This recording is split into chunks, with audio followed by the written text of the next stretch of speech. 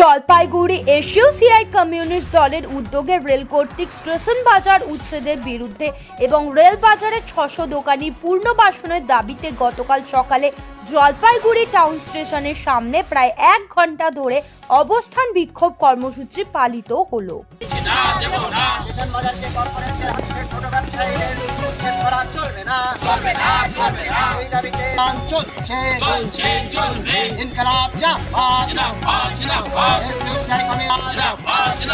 উপযুক্ত পুনর্বাসন ছাড়া স্টেশন বাজারের ব্যবসা চলবে না। কোনো মৌখিক প্রতিশ্রুতি স্টেশন বাজারের ব্যবসায়ীদের উপযুক্ত পুনর্বাসনের স্থায়ী সিদ্ধান্ত নিতে হবে।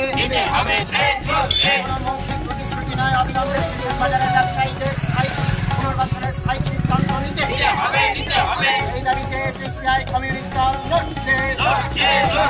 ইনকলাব জিন্দাবাদ। এসইউসিআই উপযুক্ত পুনর্বাসন ছাড়া স্টেশন বাজারের ব্যবসায়ীদের উচ্ছেদ করা চলবে না। সেখানে প্ল্যাকার্ড হাতে প্রতিবাদ আন্দোলন করলেন সংগঠনের সদস্যরা।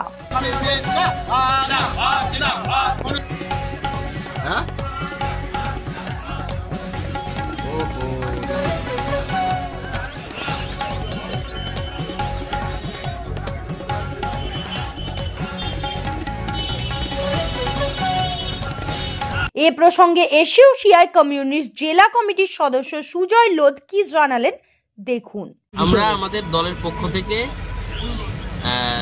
যে বিষয়টা নিয়ে আজকে এখানে প্রতিবাদ করছি সেটা হচ্ছে যে আপনারা সকলেই জানেন যে সম্প্রতি রেল কর্তৃপক্ষ কাটিহার ডিভিশন সিদ্ধান্ত নিয়েছে যে স্টেশন চত্বরে যে সমস্ত ব্যবসায়ীরা আছে এই ব্যবসায়ীদের উচ্ছেদ করা হবে এবং এখানে তারা মানে একটা পার্কিং জোন এবং রেলের পক্ষ থেকে তারা একটা মানে ব্যবসা করবার জন্য এখানে একটা বাজার তৈরি করবে। এটা আমরা সংবাদপত্র বা মিডিয়ার মাধ্যমে জানতে পেরেছি। তো আমাদের দলের পক্ষ থেকে যেটা বক্তব্য যে দীর্ঘদিন ধরে এখানকার মানে স্বাধীনতারও আগের থেকে সেই সময় থেকে স্টেশন বাজারটা কিন্তু রয়েছে এবং এটা রেলের জমিতেই রয়েছে, কিন্তু বছরের পর বছর এরা মানে বিভিন্ন গ্রাম থেকে ব্যবসায়ীরা এখানে সবজি নিয়ে আসেন। এখানকার স্থানীয় ব্যবসায়ীরা আছে যারা এই ব্যবসার মধ্য দিয়ে তাদের রুজি চলে, তাদের সংসার প্রতিপালন চলে।